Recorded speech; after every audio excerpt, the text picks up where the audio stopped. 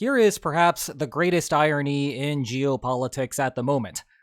Russia's resurgence in, how to put this, military adventurism is empowering Europe in a way that we have never seen before. And for all of Trump's complaints about NATO over the past decade, because this resurgence comes in the midst of China's longer-term rise on the international stage, the United States needs NATO now more than ever. Yes, more than the days of the Cold War. Certainly more than that wonderful period of calm known as the 1990s.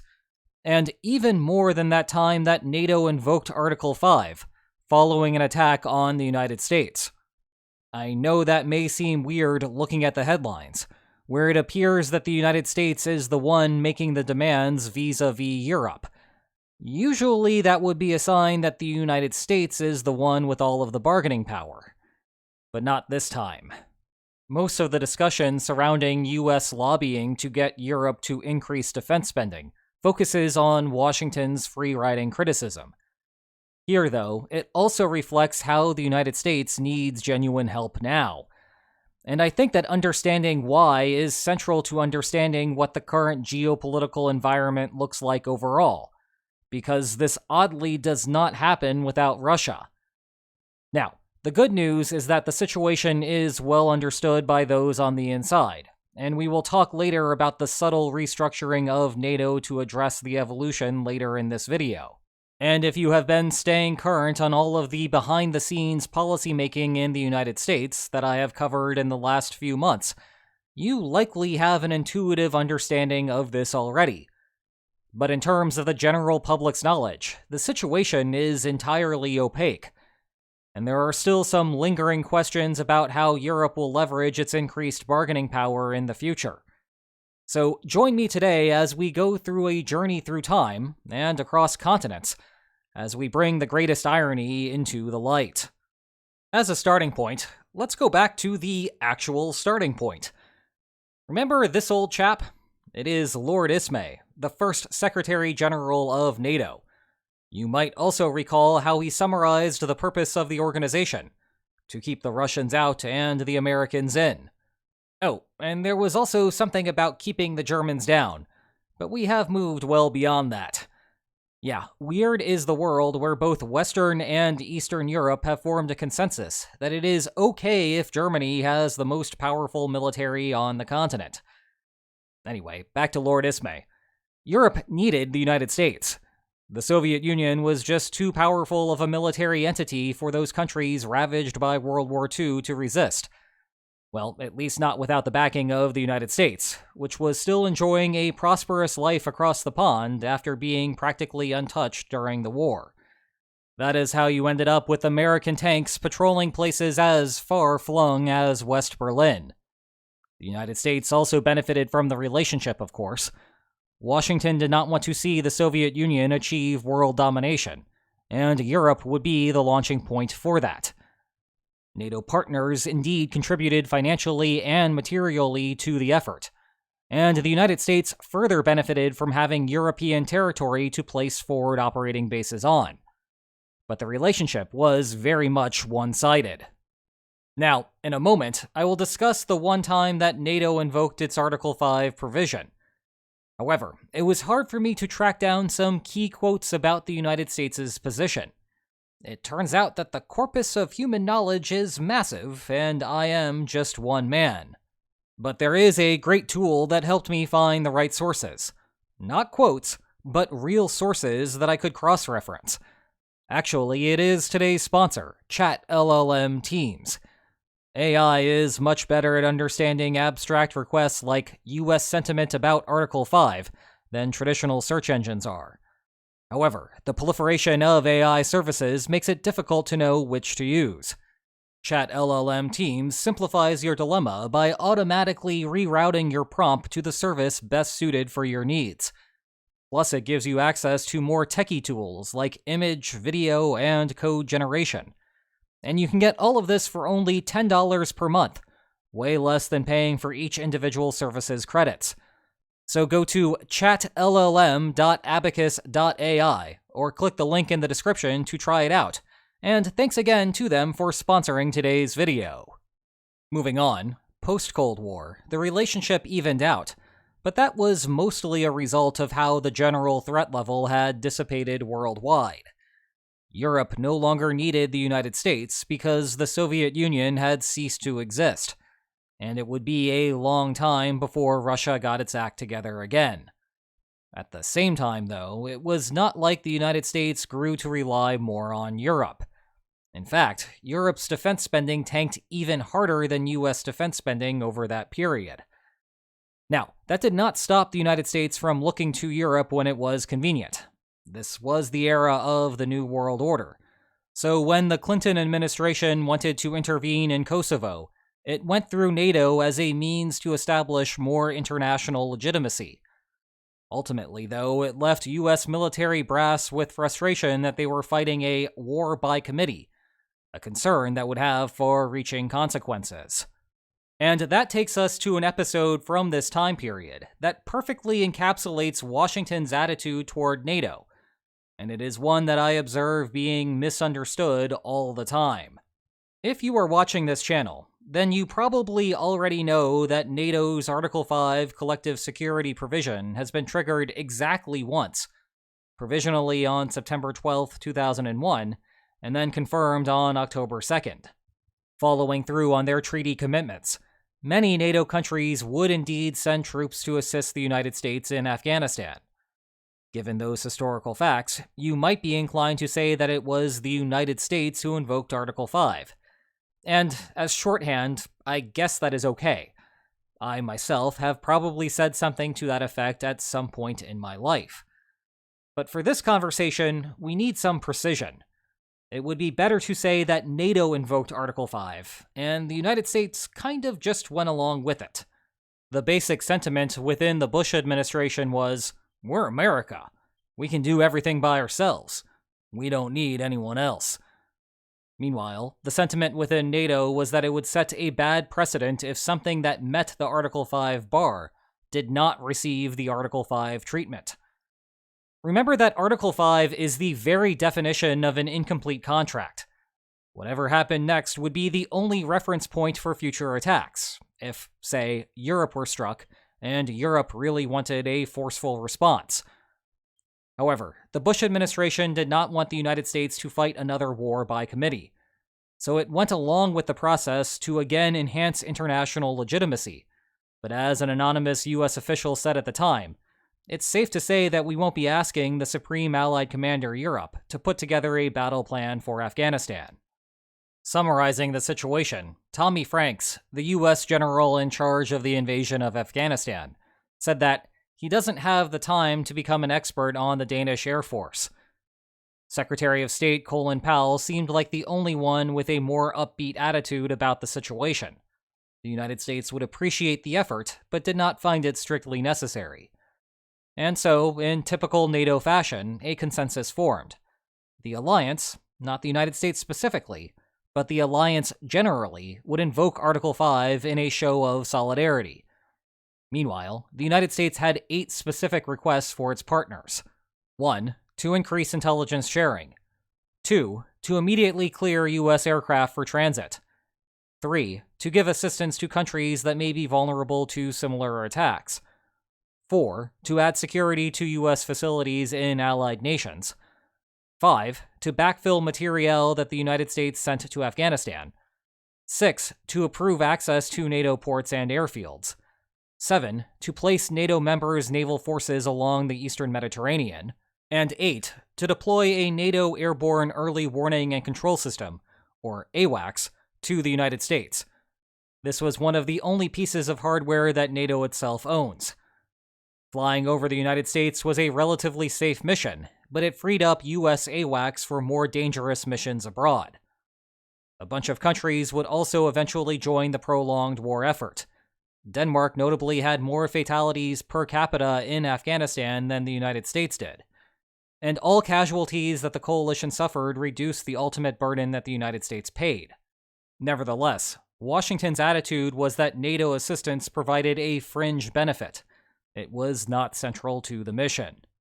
Not much has changed regarding the US public's perception of NATO in the meantime. When I went to the NATO summit last month, I was with a group of almost all Europeans. A bunch of them asked me the same question. What do Americans think about NATO? And the best answer that I could give is that we, don't.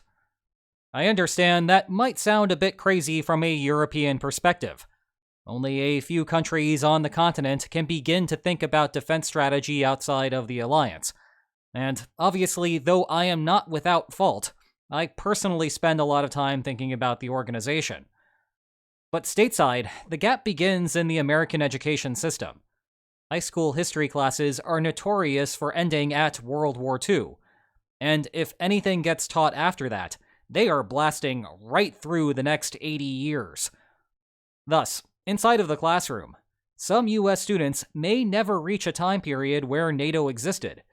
Or, if they did, they may have some nebulous idea that it was a coalition from the Cold War meant to counter the Soviet Union, and nothing more than that.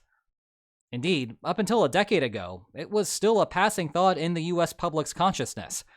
The United States was fully capable of fighting wars on its own after all, so at best, NATO might be a footnote. Consequently, pre-Trump, you were either old enough to remember the Cold War, or you barely thought about NATO at all. I said a second ago that I am not without fault. Well, time for me to own up to that. When I was a grad student, I knew what NATO was, of course, but I did not think that alliance politics was something worth studying. You could treat it the same as a country and move on with your research. It's just a bunch of countries together and nothing more than that. Actually, I can remember a time when my co-author and sometimes interview guest Brad Smith first told me that he was interested in studying alliances. I did not have the heart to tell him that I did not think that there was much worthwhile there.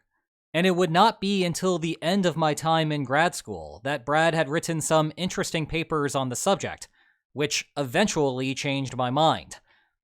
In that light, it is all the worse that over the last decade, the main exposure that US citizens have regarding NATO is Trump's frustration with European free-riding, especially because it comes at a time when the United States needs NATO now more than ever. And yeah, European countries did indeed free-ride for a long period of time.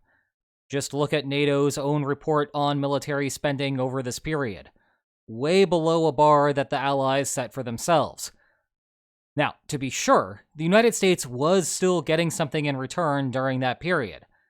But again, Russia's resurgence means that the United States must rely on Europe all the more. And that takes us to the main discussion item for today. Exactly why the United States needs NATO now more than ever. Because I keep saying Russia, but that is not actually it. Instead, I can summarize the basic idea with the image of a different flag. Hello, China. If we drill down further, the geographical factors at play create a more complicated story. As a starting point, the US economy ceases to function without a functional European Union. They form the world's largest trading partnership, and we have previously discussed just how complicated global supply chains can get. The problem is that the United States also needs a functional Indo-Pacific region. After neighboring Mexico and Canada, China is the United States' third largest partner, narrowing our focus to just countries rather than trade blocs. Japan is fifth, South Korea is sixth, Taiwan is seventh, Vietnam is eighth, and India is 10th. Together, those Indo-Pacific countries get in the ballpark of the US trade relationship with the European Union. Clearly, if the United States had to choose one, it would be the European Union. But the world is more interconnected than that. There are threats everywhere, including to Europe. But the biggest threat of all to global, not regional, but global stability, are the tensions between China and Taiwan. And that includes European stability. After the United States, China is the European Union's second largest trading partner. Japan is 7th, South Korea is 10th, Taiwan is 13th, and Vietnam is 17th. And bear in mind that those numbers ignore the aforementioned global supply chains, where disruption in one location has knock-on effects elsewhere regardless of the bilateral figures. The point is, there is a dynamic world to defend. It was not always like this. Back during the Cold War, Europe was the prize and everything else was a luxury. Consequently, you would see the United States embark on some side quests in places like Korea and Vietnam. But Europe always remained the focus. And throughout that period, the United States benefited from the contributions that other NATO allies made. At the same time, though, the United States did not need to ask as much of Europe because it was Washington's key priority. The Soviet Union was the United States' main competitor. The Soviet Union was already halfway into Europe, and so the United States had to meet the Soviet Union there. Today is a different world. China is now the United States' main competitor, and it is on the opposite side of the world. If the United States wants to meet that challenge, then it must shift its assets accordingly. At the same time, though, Russia remains a threat to Europe, and a catastrophe on the European continent remains a catastrophe for the United States. But all thanks to China, the game board has become far more complex. You can see recognition of this in how NATO has operated for the past few years. Now, the organization's membership is limited. It is the North Atlantic Treaty Organization, after all, emphasis on the North Atlantic part. Indeed, by Article 10 of the North Atlantic Treaty, Indo-Pacific partners need not apply. But this puts NATO in a weird position. The geographic limitation is an artifact of its original purpose, to keep the Soviet Union out of Europe. To wit, Portugal was still a quarter-century away from democratizing when it became a founding member in 1949. Since the end of the Cold War, though, NATO has transitioned to focusing on protecting the Western liberal order more broadly. That makes sense. Despite its apparent military foundations, NATO as an organization owns virtually no military hardware, those radar planes from earlier excluded. Its Brussels headquarters serves as the primary way for like-minded governments to meet at the ambassadorial level when issues arise, and they politically organize themselves there. Eventually, they may begin coordinating militarily, but if there is ever actual military movement, the organization has already failed in some ways. Deterrence and all that. The problem is that the Western liberal order does not have the same geographic constraint that the treaty has. Thus, NATO must get creative with its Indo-Pacific partners, who coordinate with the alliance politically, but are not subject to Article 5 protection. For example, in 2017, NATO moved out of its longtime headquarters. What you are watching is the flags coming down one final time, and they had to haul them all the way across the street to the glass building that you can see in the background. Now, the current headquarters was a necessary upgrade. NATO had added 13 members since the opening of the previous headquarters in 1967. But that left a perfectly functional building behind. Well, many of the partner countries now occupy that space. All they need to do is cross the road to get in contact. Specifically, NATO's Indo-Pacific partners are Japan, South Korea, Australia, and New Zealand. Taiwan, despite NATO's open concerns about a PRC invasion, does not participate because of the trickiness of the One China policy. But the informal planning still remains there. Meanwhile, the official partners have been attending foreign ministers' meetings since 2020, even if they do not get to be a part of the family photos. And their heads of state started going to the corresponding annual summits in 2022. Part of this reflects how it is important to get everyone on the same standards. You can see the benefits of that from South Korea shipping 155mm artillery shells to Ukraine. The other bit is an increasing belief that a major war involving Russia and Europe implies a major war between China and Taiwan, and vice versa. As has become a common theme on this channel for the last few months, the tricky thing is that the United States does not have the bandwidth to handle both at once. Hence why the United States needs NATO now more than ever, not just to coordinate a two-front war, but also for Europe to pick up the slack. This would not be a wholly new experience. When the United States went to Korea, Europe did something similar, precisely out of a concern that the Soviet Union might exploit the situation. And we already discussed how Europe backfilled materiel following the US deployment to Afghanistan. It is just that today's task will be much, much bigger. There is something strange about all of this, though. Hence, we need to conclude with a discussion about bargaining power. The basic narrative of what went down at the NATO summit is that Trump got what he wanted. No more European free-riding, and a commitment from Europe to make serious investments in the continent's own defenses. But by doing that, even if the new investments are entirely focused on the alliance's existing complementarities, Europe still buys bargaining power in its bilateral relationship with Washington. All of the focus seems to stay on Europe's coercive bargaining relationship with Russia. But there are also bargaining stakes to be had inside of alliance relations. What is interesting is that we are not yet seeing what Europe will use that additional bargaining power to obtain. Most of the commentary along those lines so far has focused on Europe onshoring some military production, as though that will take away investments from the United States. 2 points. 1. Jumping from 2% to 3.5% core defense spending fattens the materiel pie. So it is possible that both Europe develops a strong military-industrial base, while simultaneously increasing investments across the Atlantic. That will almost certainly be the case in the short run, because whatever you need now cannot come from factories that will not be finished until 2030. Point 2 is that the United States is well aware that Europe will onshore production, and sees that as a feature, not a bug. The United States does not have the industrial capacity to produce what Europe needs. Never mind that the United States would benefit from procuring supplies from Europe in a pinch. And so the question remains how Europe will leverage its new bargaining power. And we may not see an answer there for a while. For one thing, Europe needs to follow through on the spending targets before capturing any of the initiative.